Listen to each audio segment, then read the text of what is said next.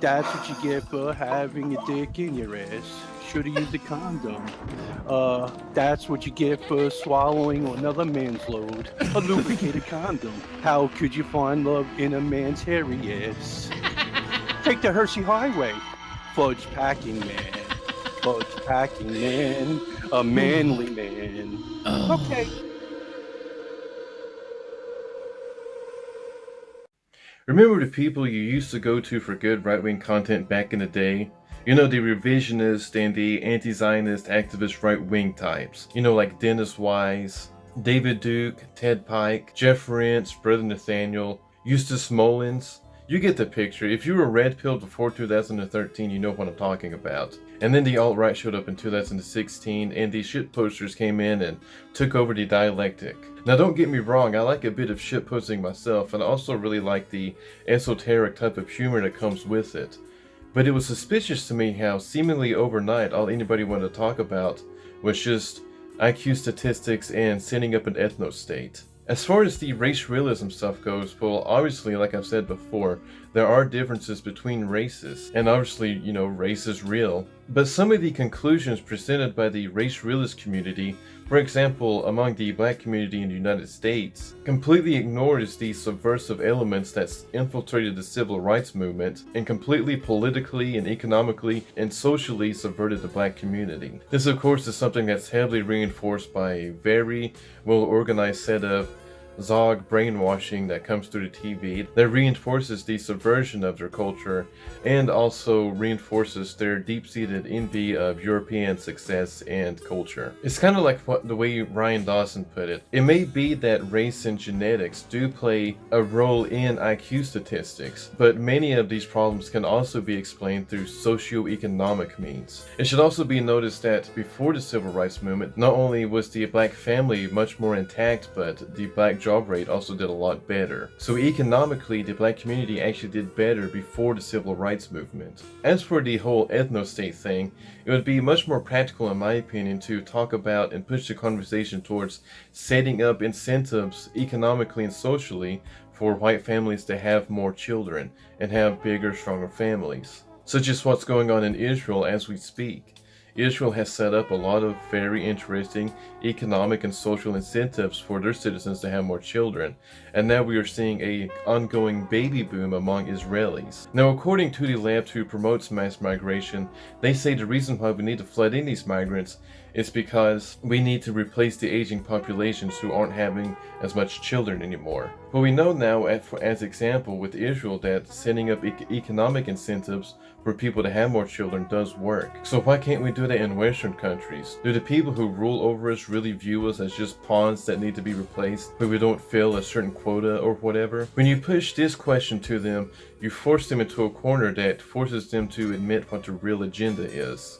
It's also a lot more practical than just sitting around and talking about ethno-states all day. Because for one, it's at least something that's within the realm of possibility. I tried to deliver some of these grievances to Richard Spencer when he appeared on the Kill stream, but he didn't really seem to jive with anything that I was saying. Spencer himself earlier on in the show voiced his own criticisms about the direction that the alt-right had been taken recently. And I thought this would be a good position to platform off of some of my own criticisms about how I feel the alt-right has taken things myself. And his response was basically to become extremely defensive and then completely butcher and twist my points, and then accuse me of arguing in bad faith. Like, when the alt-right came in, they really did a lot of damage to the work that the right-wing anti-Zionist activist right and revisionist community did. Are you familiar with like figures like Ernst Sundel, Institute for Historical Review, and all that stuff? We damaged their reputation? No, I mean the work that they did, like the direction that they were pushing towards, and then the new internet right wing came in, was basically like exposing like political Zionism, the Zionist agenda, like all of that sort of stuff. Like stuff and like what Brother Nathaniel. I think like when the whole thing with the race realism and the ethno-state stuff, I think it's ADL posting. To me, I don't think it's practical. I think there are more practical ways to go about it. cost revisionism, is what you're saying. That really reaches the masses. The first thing to notice is the way that he mischaracterizes my examples.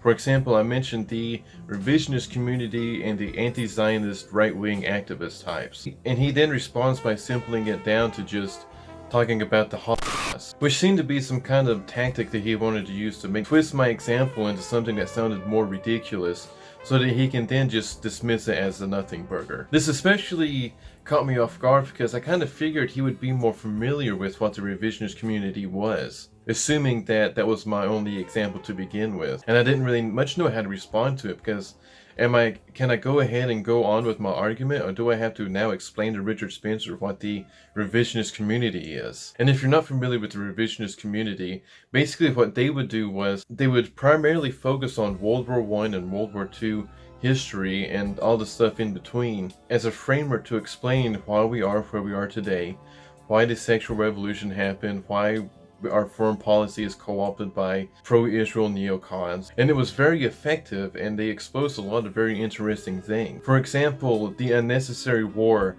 by Pat Buchanan could be considered a work of revisionism, and also William Lynn's documentary, The Origins of Political Correctness, which focuses on the Frankfurt School and the Marxist intellectual base of Weimar Germany that laid down the ideological groundwork for what would eventually become the sexual revolution. Dennis Weiss also did a similar documentary. I then tried to explain to him that I found just talking about IQ statistics and ethnostates all day was impractical.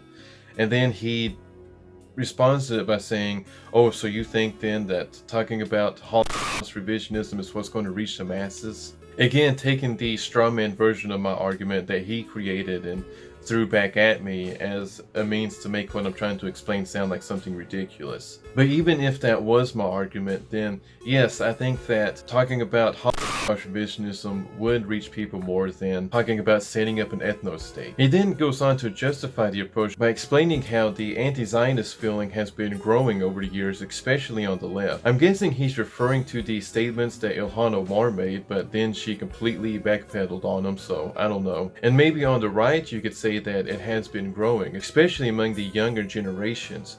But does he honestly believe that that has anything to do with them sitting around and talking about ethno-states all day? If anything, it has completely slowed it down and co-opted the progress we could have been making.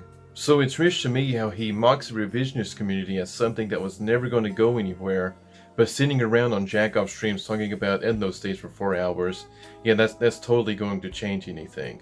But now we're starting to see a new generation of rising stars that leaned more towards the anti-Zionist activist paleoconservative right. For example, E. Michael Jones, and also the True News crew. And they're finally picking things back up to pace where they were when the revisionist community left off. And now we're seeing the alt-right sort of being in a similar position that we saw the skeptic community in when they began to fall out of their relevancy. You see, you remember how the skeptic community got big because they posted nonstop about feminist cringe, and that stuff was fun to watch for a while. But they never wanted to make any attempt to go further down the rabbit hole and expose who was really behind these ideologies and what the history behind it was, such as the revisionist community used to do. And people were starting to notice this. And they were noticing that it was basically not getting anywhere. It was just political popcorn. Kind of like how bullshitting about ethno-states all day hasn't gotten us anywhere. Well, who would have guessed?